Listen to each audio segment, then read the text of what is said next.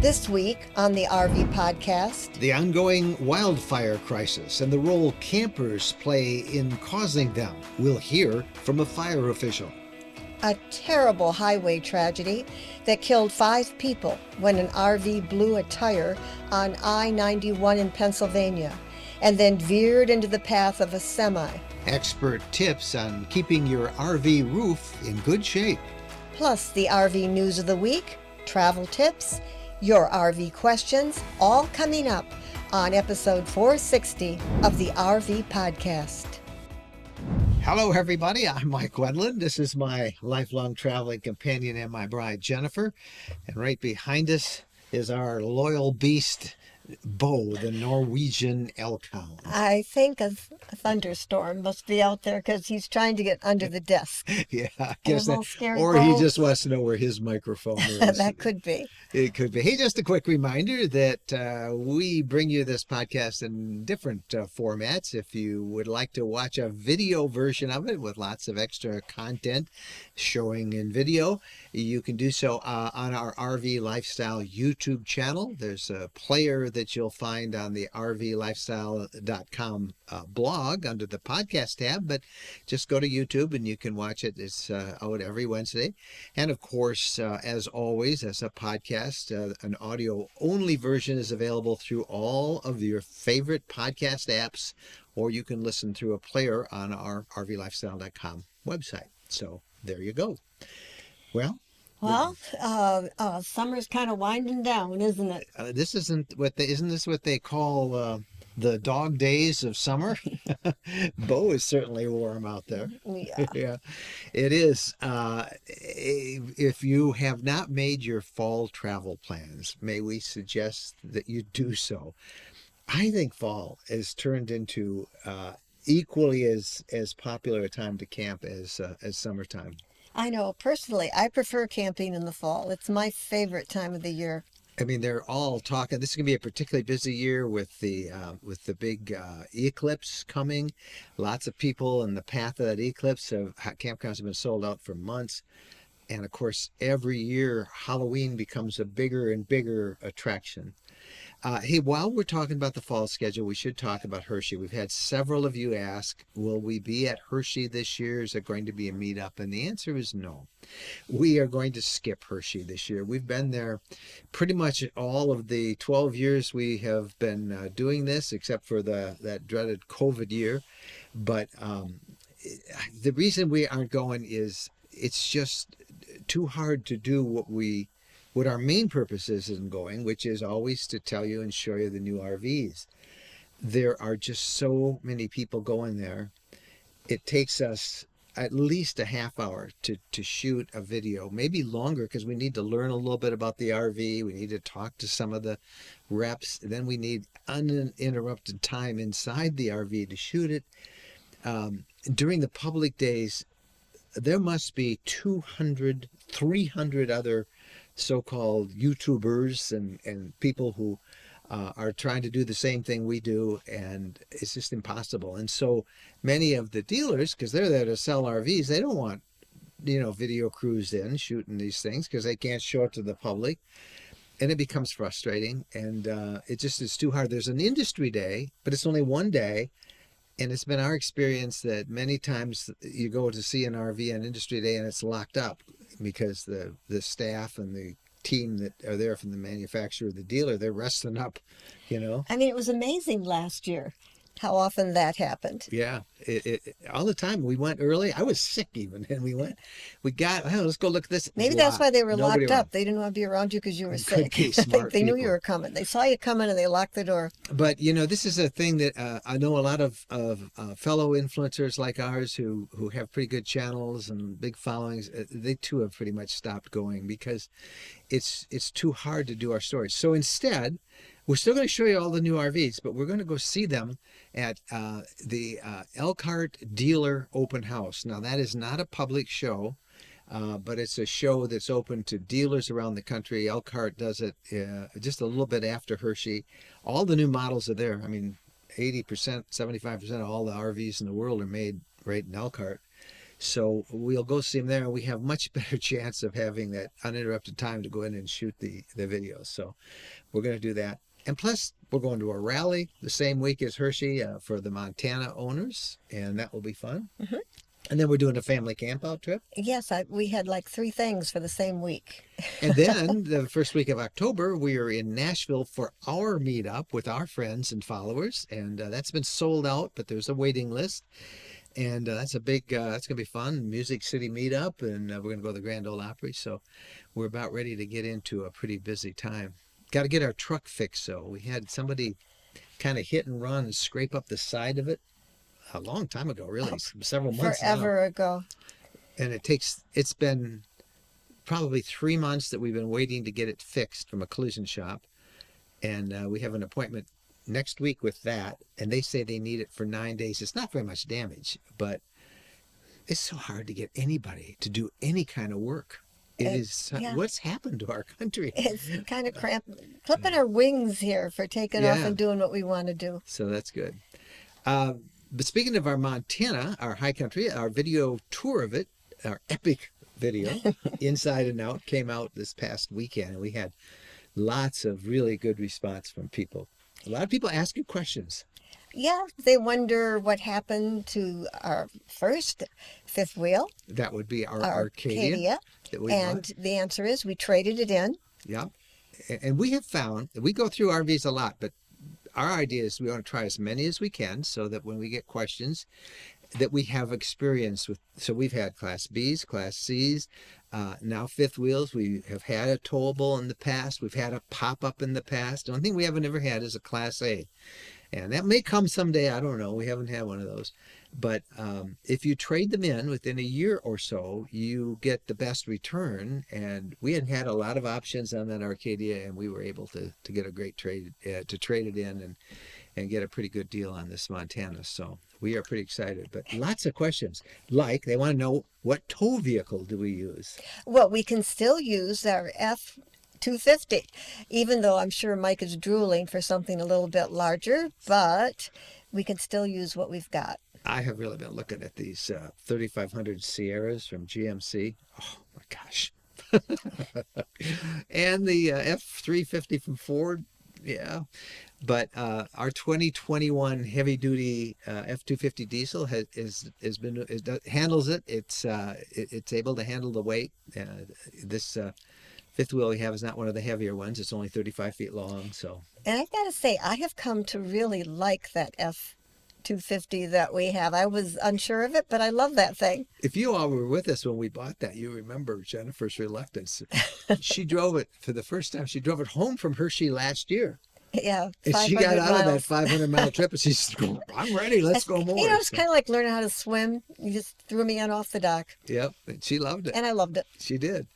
Other questions that came from our Montana video, people wanted to know if we still have our Class C leisure travel vans Unity, which we bought new last year at Hershey. And we do. It's sitting out there. I love our little Class C for making short trips, and we're going to use it this week. It's often for like mooch docking in relatives' driveways, and for going here and there and scooting around in traffic. And we've debated whether we want to sell it, because we love our fifth wheel. But as you'll hear in our questions at the end of the program, these big rigs, like, if they're over 30 feet, it's harder and harder to find places, to park them, and there's not a lot of, we like the boondock, and it's not ideal for boondocking. They're big.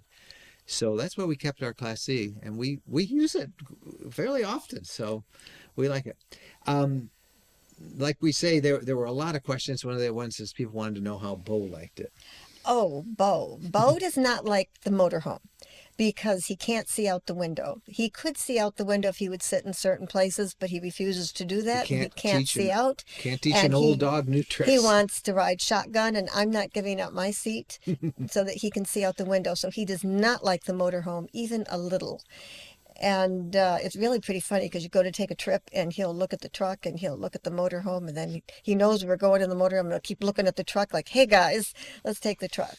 Now in the truck, when we're pulling the fifth wheel, Bo has the whole back seat to himself. He can look out the windows and he sits there like a big boy looking out the windows, and he just totally enjoys it. Yeah, and he likes having the extra room. He's happy in any RV once we get someplace. He loves going to the new places because that always means new scents, new things to explore. But he never has liked driving, and it goes back to, I think, Bo never was in one of our Class Bs, but he was in one of our smaller Cs, in which didn't he was fine. He was on the back seat where we want him to ride in the back, He loved it. but the road was so bad that the shade fell down on him. It was a near-death experience for him. So then he didn't like that RV anymore. You never could get him back in. And actually, Mike, you've forgotten, in the Bs, the refrigerator doors never stayed shut. Oh yeah, they would. And would that open was up. very scary too, because the sky was falling. Food would fall out. It was just a mess. Yeah. So they remember these things. They Dogs remember. things to scare. So he does not like riding it in the motorhome. So another question that we have been getting a lot is our property at the Woodlands in Tennessee, the 5 acres that we've developed there into 3 RV sites. Is that for sale? Yes, it is. Yeah, we haven't been really seriously pursuing it like we probably should. We haven't listed it with anybody. We mentioned it here once, and we got a lot of emails back, but we feel that, and a couple of people, this amazed me, people wanted to buy it sight unseen. Yeah, and we feel that you have to see the property. You have to see the town of Linden. You have to see the roads. You have to see the whole community to make sure it's right for you, because it is a small town. It's a small town, and you never want to buy real estate without actually physically seeing it. And even though our videos, I think, give you a pretty good idea what it's like, you need to go and see it and breathe the air and walk around, and so we haven't really pursued a lot of it because our schedule has been really busy, and we probably need to be a little more aggressive in selling it. But I'm reluctant to say this because I know I'll get tons of email, and most of it are from people who just want to kick the wheels. And I mean, if you're really serious, you can email us in our private email, which is mikeandjen@rvlifestyle.com. Now on to what everybody else is talking about. And social media is where you find it. And our RV Lifestyle Facebook group, now 210,000 members of our RV Lifestyle Facebook group. And Wendy does a great job every week of highlighting several of those things that everybody's talking about. So let's hear what Wendy has to say this week. Hi, everybody. School may be back in many parts of the country, but that doesn't mean it's not hot and humid out there. And that's just what Kaylee wrote about last week. Kaylee said she's a new RVer. She's living in Florida in her trailer. And she said, what does everyone do about the humidity? It's been a real problem for her. And she got so many suggestions. I just had to share them with you today. Some people suggested she get plants. There are certain plants out there that absorb moisture. Others suggested she get some charcoal, set it out. It's also a great way to absorb moisture. And many recommended a product called Damp Rid. They said it really helps get the moisture out of the air. And by far the most common advice was to get a good dehumidifier, run it 24/7. So I have to leave you with those tips. And next we heard from Elsa. Elsa said she walked into her rig's bathroom and she found a shredded snake skin. That's right. Ugh. And so she took a picture of it and she asked the group, what should I do? And what I loved about this post is there was so much genuine concern for her. Many were worried by the looks of the skin that it was a rattler. And I'm happy to say it was not a rattler. Many suggested she get out of there, she hire a professional to find that snake. And Elsa put updates on what she was doing. She searched, she couldn't find it. She decided to plug any entries or exits in her rig. She found a couple. She then got a product called Snake Be Gone and stuck it around. Apparently this helps keep the snakes out. Many people suggested she get a sticky glue trap and put that around. I didn't see that she did that, but that's something to keep in mind if you're ever in that situation. But at the end of this tale, she thinks she found the snake. It was a black snake. She found it outside her rig. It was shiny like it had a new skin, so it had a happy ending to the snake tail there. And then finally, the last thing I'd like to leave you with has to do with RV refrigerators and freezers. That is something that comes up a lot on the RV Lifestyle Facebook group. People having trouble keeping the temperature right in their RV fridge or freezer. And so Michelle must have seen a lot of these questions, and so she shared what she does. She gets a cup, she fills it with water, freezes it, and then once it's solid ice, she puts a quarter on top of it. And she says she puts that in her RV freezer. Then when she comes back in her rig after being out exploring all day, if that quarter moves at all in its place in the glass, she knows that the temperature changed and the water melted and refroze a little bit. She says it's a real quick and easy way to make sure that the temperature is okay and her food is safe to eat. Many said they did the same thing, but there were so many who did not, and they really appreciated that tip. And so I had to share it with you. And that's it for me this week. I'm Wendy Boyer, and that's just a tiny sampling of the tips and suggestions and help being offered to RVers over at the RV Lifestyle Facebook group. I just love all those tips. We learned about that coin on a frozen cup of water trick a long time ago. And actually, it really helped us out. I remember one time on one of our Class Bs, the refrigerator went out while we were driving, and you lost. How many times did we lose? Oh, we lost all of our food several in those times. Class Sometimes Bs? it was operator error, and other times things that I don't know, we couldn't control. Maybe we could have I don't think it controlled. was I ever don't know. operator error on the refrigerator. It just, for various reasons, those smaller ones didn't seem to work as well. But anyway, speaking of food, Oh, now it's time for our food recipe of the week. our camping food recipe of the week. We opened a sister blog earlier this summer called campingfoodrecipes.com because I think next to finding a good campsite and what to see in an area, what to eat is on top of everybody's mind. Jerica Ma is our editor of Camping Food Recipes, and she's got a great one for us this week. Hey camping foodies, Jerica here with campingfoodrecipes.com, and this week I'm really excited because I am sharing one of your favorite recipes that was submitted to our site. Lorraine submitted an easy taco soup recipe that is so good, and you can make it several different ways. You can make it on the stovetop, you could even cook it over the campfire, or you can simmer it in your crock pot, so while you're out hiking or adventuring, it's cooking and building all of those flavors until you return to enjoy it. So it's really a great, simple option, especially for those who don't want to be weighed down with a heavy meal. It's healthy and it has everything that you need. It has meat and veggies and fiber and plenty of flavor just to satisfy your taste buds and give you the boost of energy that you need when you're camping. For those of you who are vegetarian, don't be deterred because you can easily just omit the meat and you still have a great, well-balanced taco soup recipe that you can enjoy. So it's also a great option for lunch or dinner or even as a side to the several like pie iron sandwich recipes that we have on our site and that you should definitely check out. But I hope that you go and check out this recipe. Lorraine, we're so thankful that you shared it and we're excited to get more submissions like yours from our camping community. So if you want to be like Lorraine, you can go to our website, click on submit a recipe, and share your favorite recipe. That way we can share it with many more and we can enjoy exactly what you and your family enjoy on your camping trips. So thank you for tuning in this week. I will be back next week with another camping food favorite, and I hope to see you then. I think what I like about that recipe is it's flexible. Camp cooktop or the campfire, or you can put it in a crock pot. So, and Yeah. who doesn't like taco soup?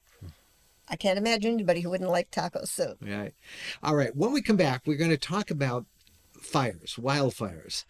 And by the way, you'll learn in this coming up interview that this was Smokey the Bear's birthday this past week. And you'll learn how old he is. But you've heard so much. It's been in our news of the week almost every week this summer, the wildfires, particularly in Canada, how bad they've been, what causes them, what we as campers can do to minimize well, we've had a pretty strong effect in causing a lot of them, campers have, and I think we want to learn some tips on that. And we're really excited. We have a federal fire official that we talked to last week about this, and you'll hear her coming up on the interview of the week right after this. The one thing that can ruin a perfect RV trip is a bad mattress. And believe us, we know. Over the years, we've tried many and found them all wanting until now. Now we sleep on the RV mattress by Brooklyn Bedding. Quite simply, it's the best we've ever slept on. We chose a queen-sized Aurora Luxe medium firm mattress that arrived tightly rolled in a box. All we had to do is put it on the bed, unroll it, and wait for it to recover from the compression. Then we put the sheets and the bed covers on, and we found we slept so well on it that we ordered another one for our home. That's how comfortable it is. Our sleep is now so luxurious and deep that we can't imagine using a different mattress. Shipping is free, and if you're disappointed with the current mattress in your RV, you owe it to yourselves to try the RV mattress by Brooklyn Bedding. Brooklyn Bedding sends out all of their RV mattresses from their own factory in Arizona. That means they're able to use premium materials at a reasonable price for you with no middleman bringing up the cost.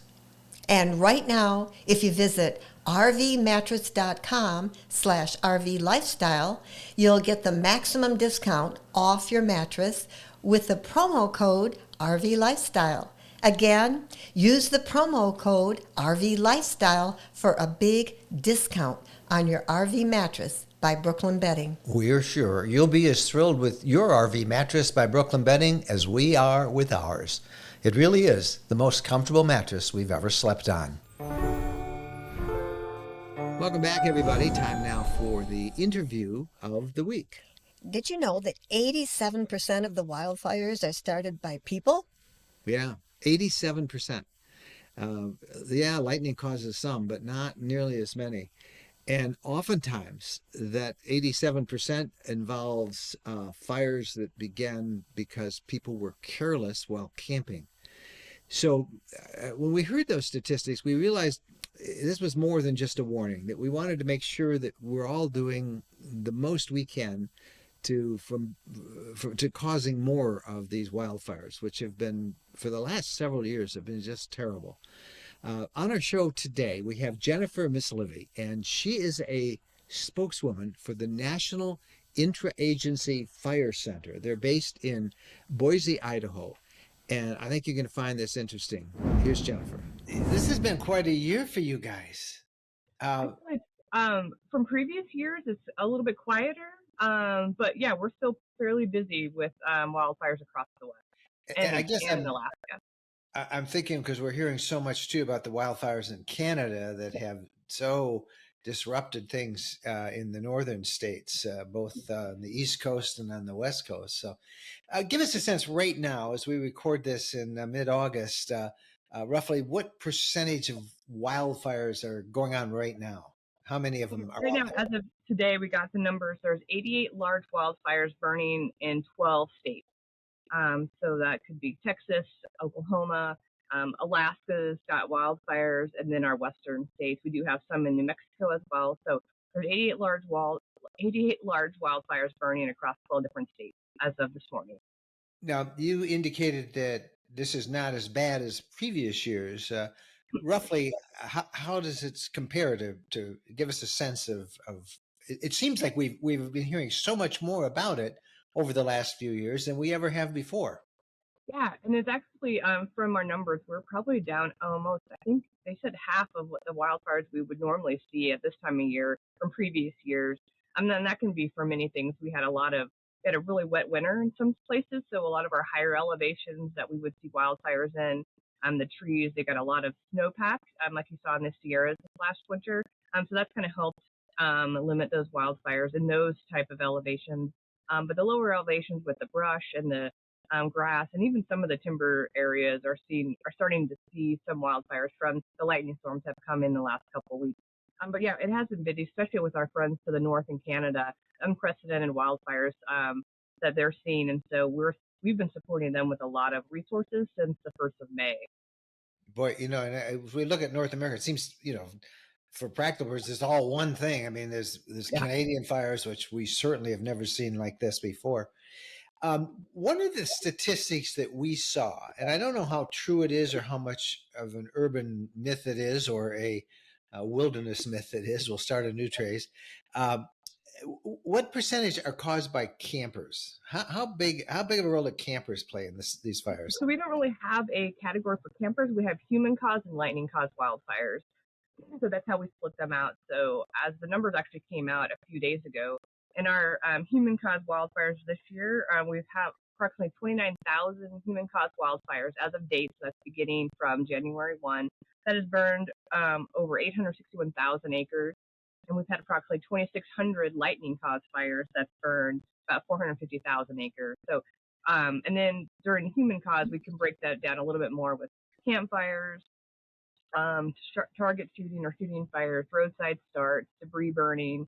But we don't necessarily have a camping one. They're kind of human cause. But campers do have some causes, like driving on dry grass or dragging chains or debris burning. Different things too can happen with campers or people enjoying the outdoors. I think the biggest cause I would think for many of the campers would be campfires that get out of control. So since most of our audience are campers, we can maybe start with what are some of the common ways they cause the fire. You mentioned dragging chains. I don't know if people understand what that means. And then about campfires. Yeah, so a couple things that we were seeing with folks that have campers or trailers or dragging chains. So the safety chains that where you're hooking up your trailer or your boat to your vehicle is those safety chains that are not completely secure and they're dragging on the ground causing sparks. And those sparks will ignite roadside fires when they get into the fine flashy fuels or the grass. Will start roadside fires. And so that's one of the big causes we see is those safety chains that are not securely fastened. So before you guys head out, just make sure, do a quick check those safety chains to make sure they're secure. Other things that are caused are parking on dry grass. A lot of folks will pull over to check something or grab Coke out of the back or something, and they'll park on dry grass, not thinking that their exhaust system, which can range from 800 to 1,000 degrees, will light those grassy fuels on fire too as well. So just be careful where you park. Park on that gravel area, but avoid parking on dry grass. That's one of the causes. And then also, like I said, campfire safety, just being cautious. Don't leave your campfire unattended. I know we have a great campfire. We have some campfire safety. Smoky Bear has a great message on building your campfire, properly extinguishing them. But yeah, just making sure that you properly extinguish your campfire before you go to bed or before you leave the area for the afternoon, and just being cautious. The other thing, too, we talk about is the weight of your trailers. You also want to properly check your bearings and your wheels, your axles, to make sure you're not overweight if you're carrying ATVs or the boat or a four-wheeler, your motorcycle. Just make sure that those are properly greased, they're maintained, and you've checked them. They have the proper the tires are proper weighted for that trailer. A lot of those times we've seen those axles break off, and those axles and bearings, they'll drag and they'll spark fires as well. So a couple things to think about for campers or people that are hauling trailers, boats, things like that. Let's talk about campfires.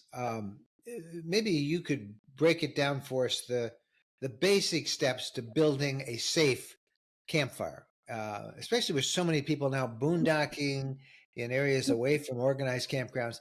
What's the best way from picking a spot to actually getting it going? Yeah, so obviously we encourage people to use existing campfire rings. But like you said, when campers are boondocking, there's not very many campfire rings already existing on the metal ring. So one, we're asking folks, make sure it's in a proper area, clear. Don't build a campfire with trees overhanging limbs because the sparks and the stuff will get up into the trees. Have it cleared of heavy brush, logs, debris, anything on the ground.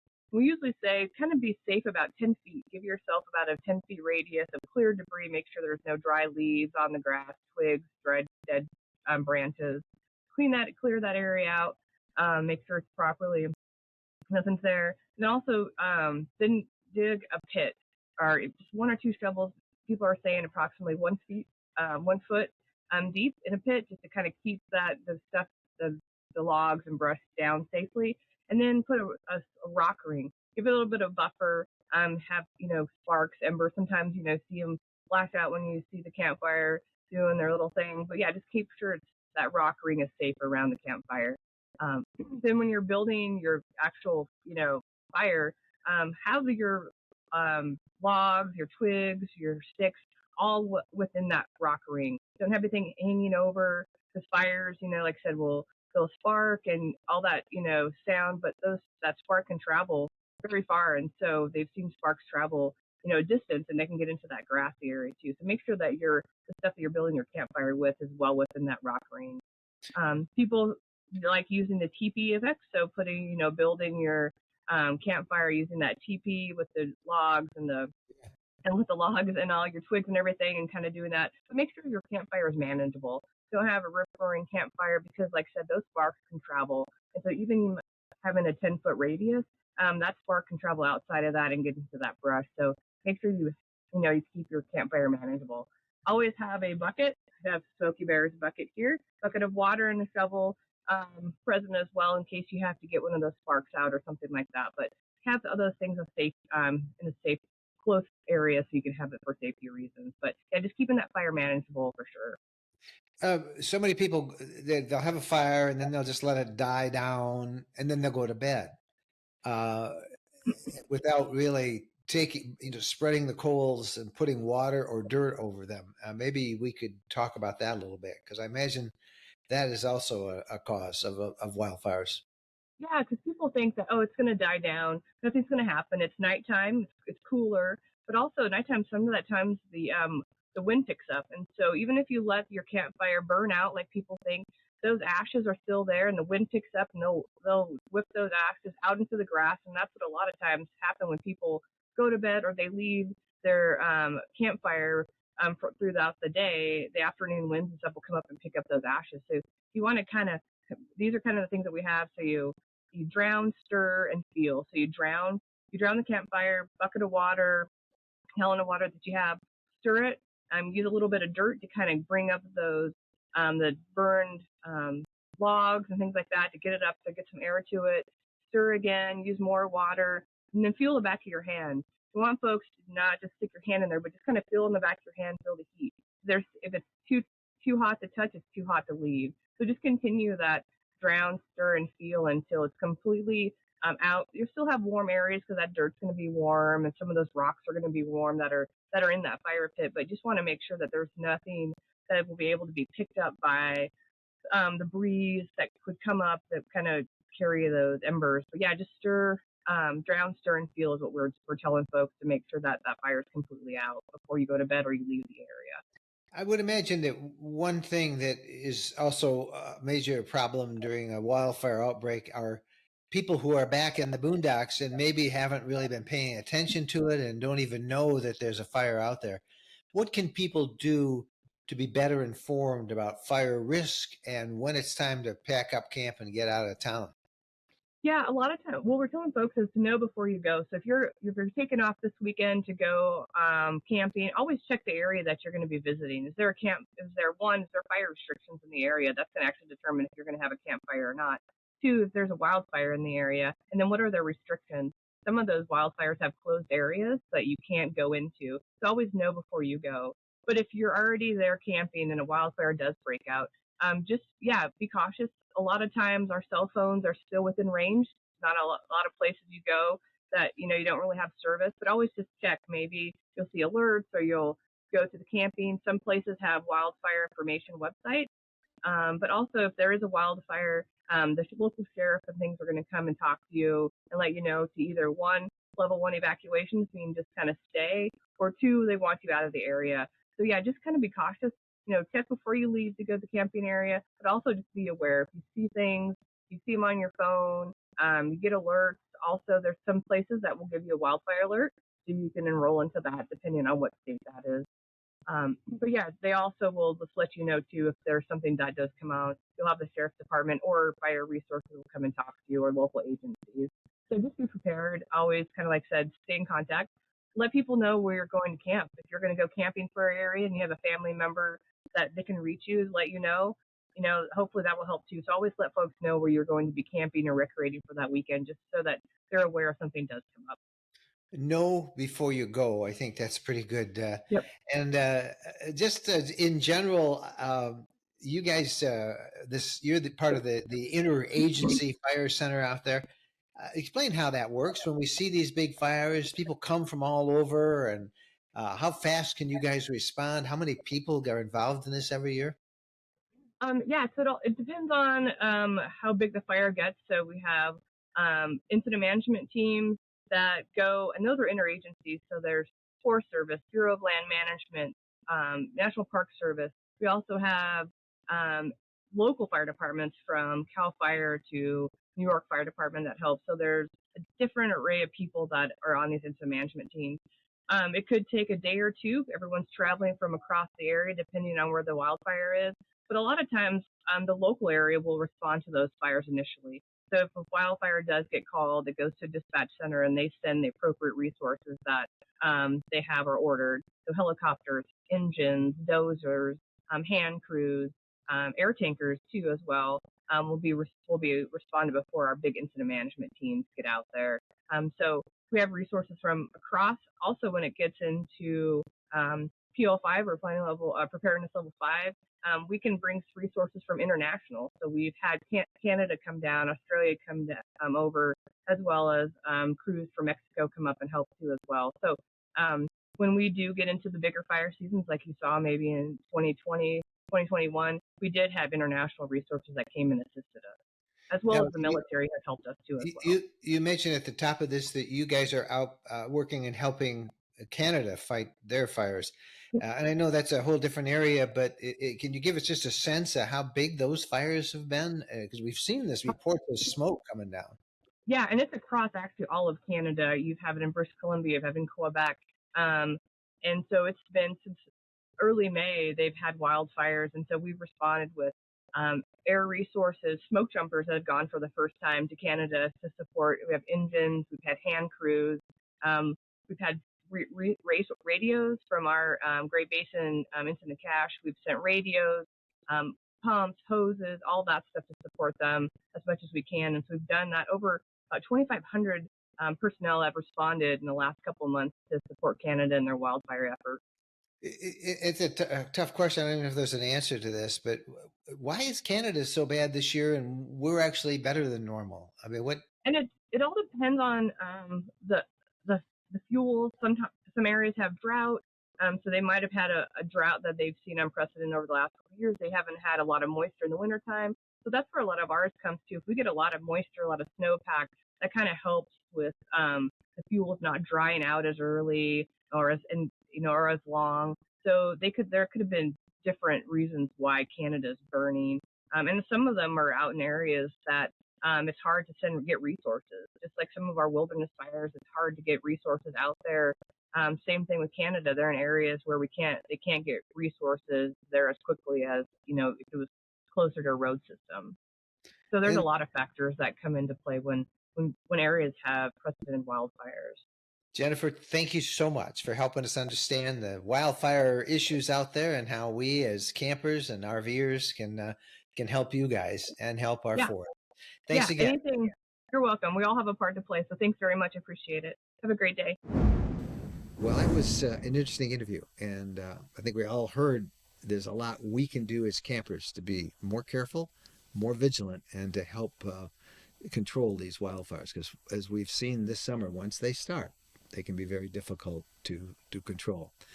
All right, we come back. We've got the RV news of the week. But first of all, for those of you who are looking for RV property, which is a really hot topic, so many RVers are fed up with never being able to get a reservation. There's a brand new RV property that's going up for sale in just a couple weeks in Tennessee, and we'll tell you about it right now. As you may know, Jennifer and I bought some land near Nashville, Tennessee. Now, for us, it was the antidote to crowded, expensive campgrounds and the end of worrying about reservations. It's a gorgeous area with friendly people, and it has been such a pleasure. The same developer has some new property in horse country coming up near us for sale September 2nd. It's called the Reserve at High Forest. Big properties, 5 to 67 acres. You can build a house, a cabin, or RV year-round. Prices start at $89,900. It is your property, your way, 100% ownership. And the scenery in this part of Tennessee, it's breathtaking. Garden, landscape, bring your pets, build what you want. There's high-speed internet and it is so private. It's a great place to make your home base ready whenever you want it. They're selling these September 2nd by appointment. 5 to 67 acre properties from $89,900. There's great financing and big discounts on multi-lot packages. For information, visit rvlands.net. That's rvlands.net. Welcome back, and now it's time for the RV news of the week. Well, there was a terrible, tragic story out of Pennsylvania last week. An RV blew a tire on I-81, and in it was a family of 4, mom and dad, 2 kids. They were on their way to Loretta Lynn's ranch in Tennessee, not far from our property in Tennessee, where they were going to be a part of some ATV races this past weekend. They were on their way, and on I-91, a tire on their RV blew, and it caused it to veer into the path of an oncoming semi-tractor trailer. Mom, dad, the 2 kids, the family dog, the truck driver that they hit, all died in this crash. It was just horrible. Just a great family. I tried to find out what kind of an RV it was, and the damage was so bad in all the photos I couldn't tell. It looked by the size of, I thought, one of the tires that it might have been a Class A, but none of the stories I read referenced that. But this whole idea of tire blowouts causes a lot of accidents, and we've talked a lot on the podcast and on the RV Lifestyle blog about knowing the condition of your tires. And we'll put links to that in the show notes for you. But a tire blowout is a real concern for all of us. That's why, even though you could go faster, we don't recommend that you go over the speed limit, particularly if you're towing a vehicle. Keep it 55, 60, 65. That's the sweet spot, every expert says. I'm not saying that you can't go faster, and a lot of people do. But when something happens, like a catastrophic blowout of a tire, it's much harder to control it. Now, we don't know in the circumstance of this family how fast they were going, anything like that. We just know the tire blew, said the Highway Patrol, and our condolences to everybody who knew that family. But a reminder to all of us, check our tire conditions. There was big news from the environmental front and the Biden administration this week. Yeah, the Biden administration, they created a new national monument last week, nearly 1 million acres in Arizona. And the land is near the Grand Canyon and is on land sacred to the Native Americans. Indigenous nations and conservationists have been talking about this for years. They've wanted to protect this land around the Grand Canyon. They've urged different administrations to make it a national monument. They've been opposed by ranchers, some private business owners, some who would like to do some mining. And it's been pretty controversial for a long time. And the land holds uranium, which is crucial for the nuclear power plants. And current uranium claims are going to be honored, but no new uranium claims can be approved now that it's a national monument. And the tribes, they view this as a spiritually significant hunk of land. They've all released statements how they're relieved that they'll be able to continue to hold their ceremonies and gather medicines and miscellaneous plants there without worry about it changing. But 1 million acres, that is a big hunk of land, our latest and newest national monument. Speaking of the Grand Canyon, there was a story with a happy ending that came out of there this week. Yeah, this was, I don't know if you saw this guy's all over the news, 14-year-old kid from North Dakota. He fell over the edge of the north rim of the canyon about 70 feet, and he survived. He was in stable medical condition as we put this podcast together, and he's been talking to people.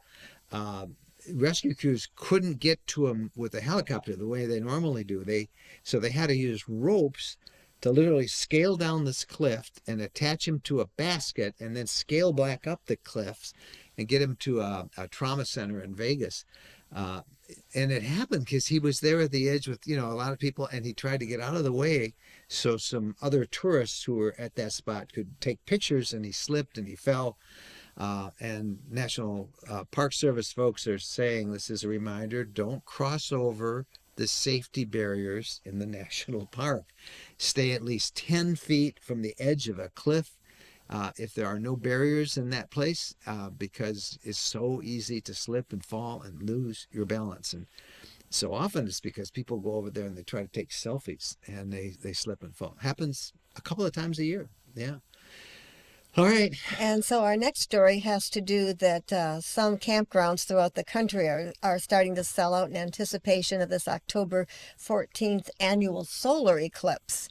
So an annual solar eclipse is when the moon passes between the sun and the earth, when it's at its farthest or nearest or point from the earth.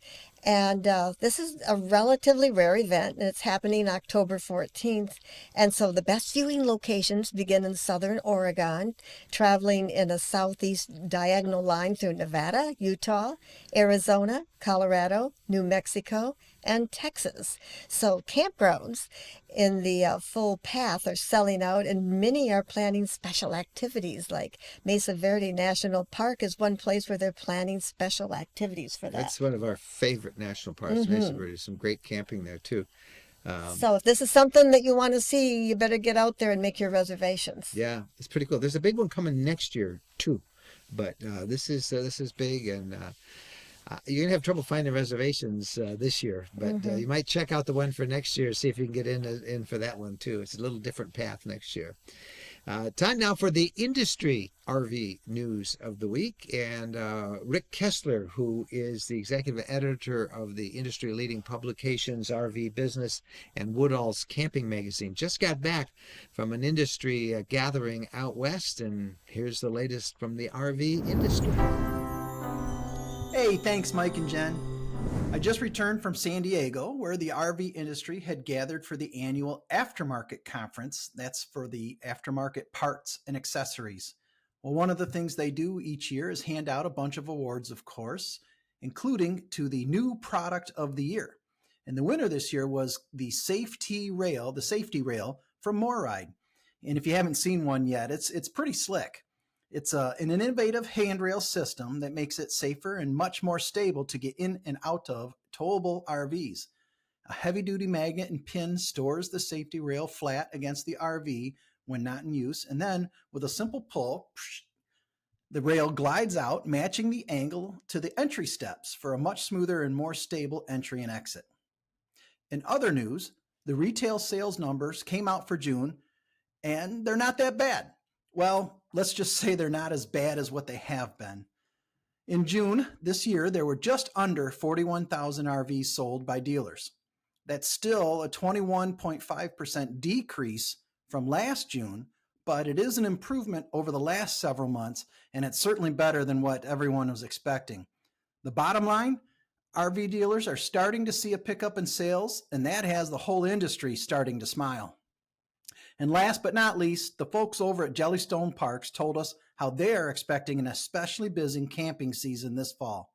Yogi Bear and Cindy Bear and their buddy Boo Boo are planning a variety of activities at the company's parks that include everything from bobbing for apples to making scarecrows to competing to see who can create the scariest campsite. Well, that's it for this week. And Mike and Jen, back to you.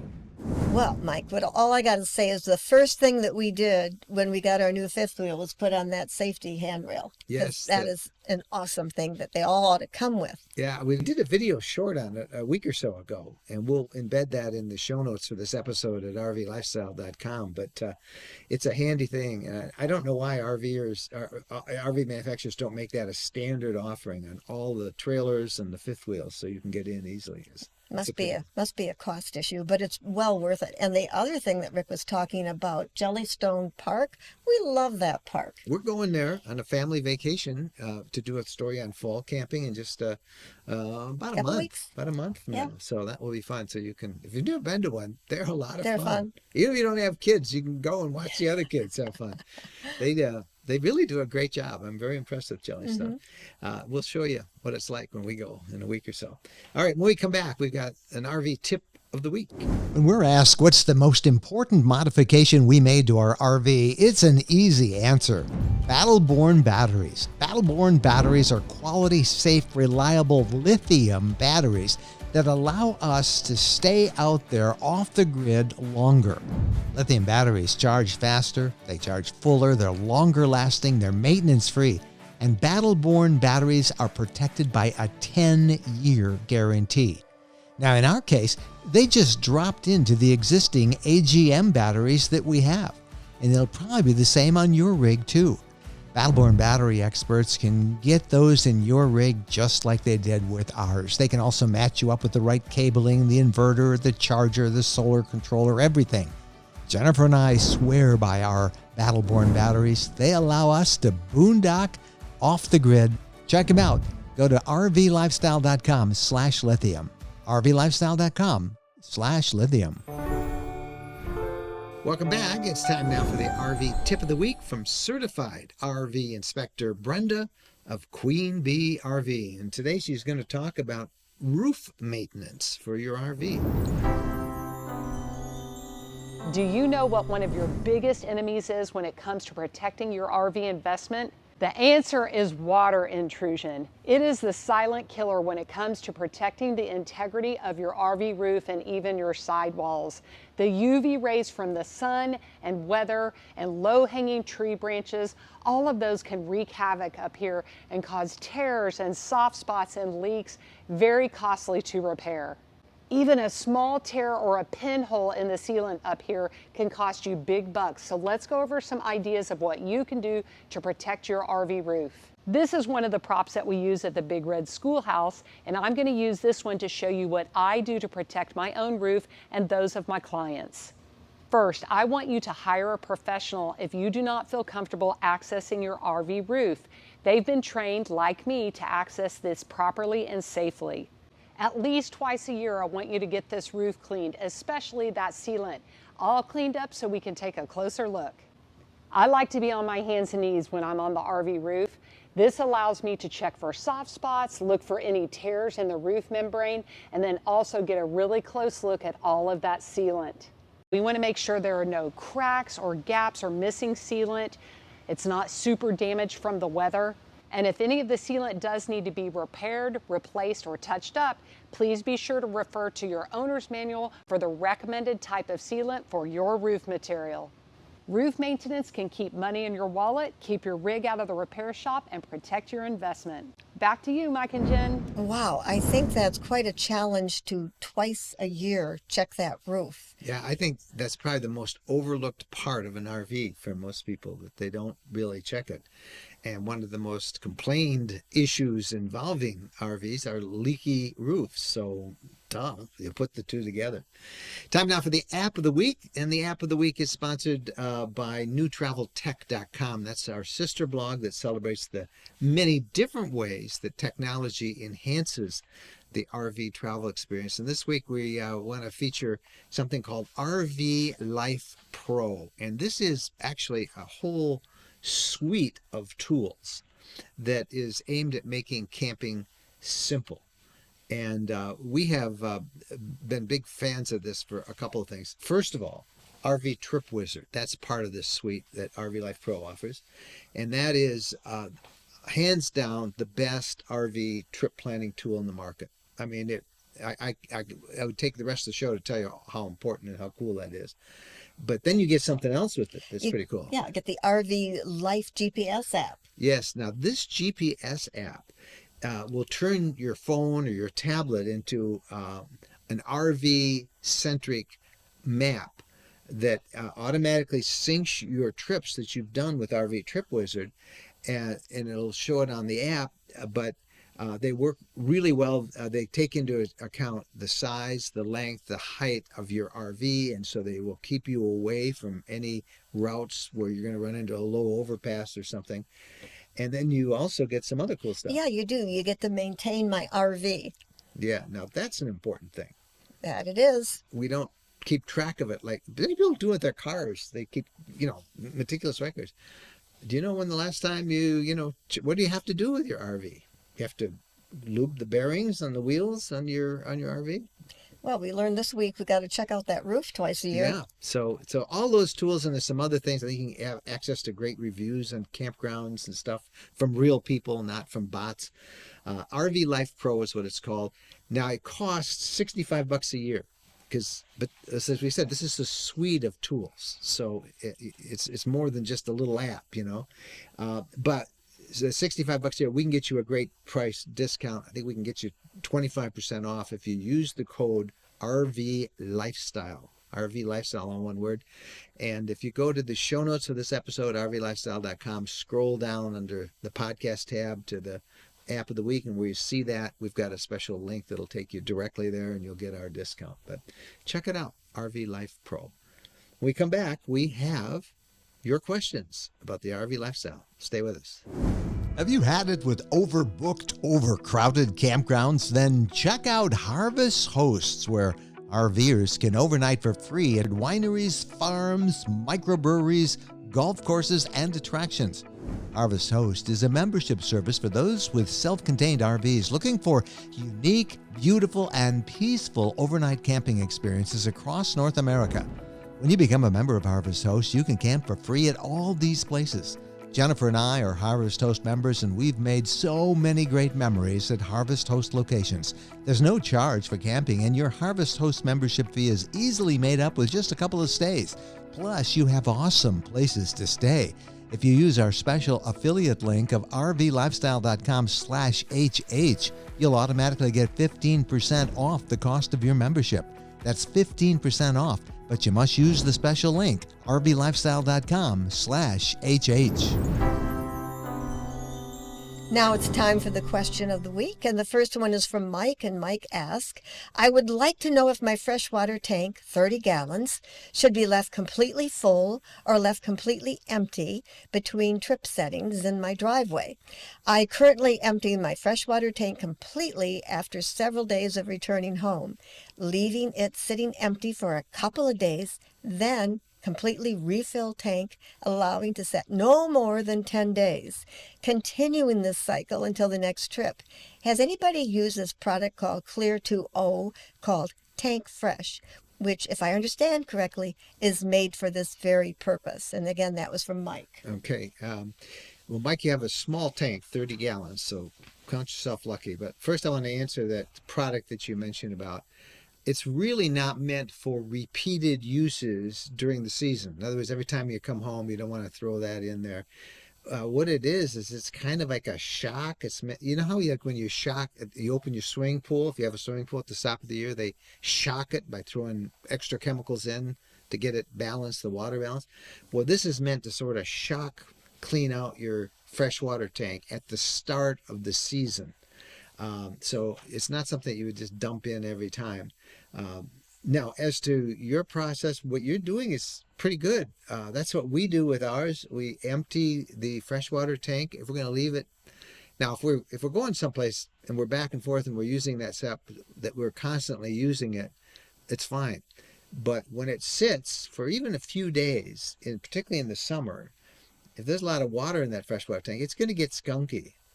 It might be still okay to drink, but it's going to smell a little bad and it's going to taste a little bad. So we think it's very important to empty it and keep it emptied while it's stored.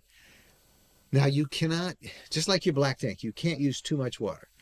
But with your fresh tank, it's really good to fill it up, empty it, and then put, when you're going to travel, maybe put a third of a tank in, just enough so you can flush the toilet, wash your hands as you're driving, and then you can top it off when you get to wherever you're camping. But emptying and going through that and emptying it, filling it and emptying it as often as you can is your best way to keep it fresh and good.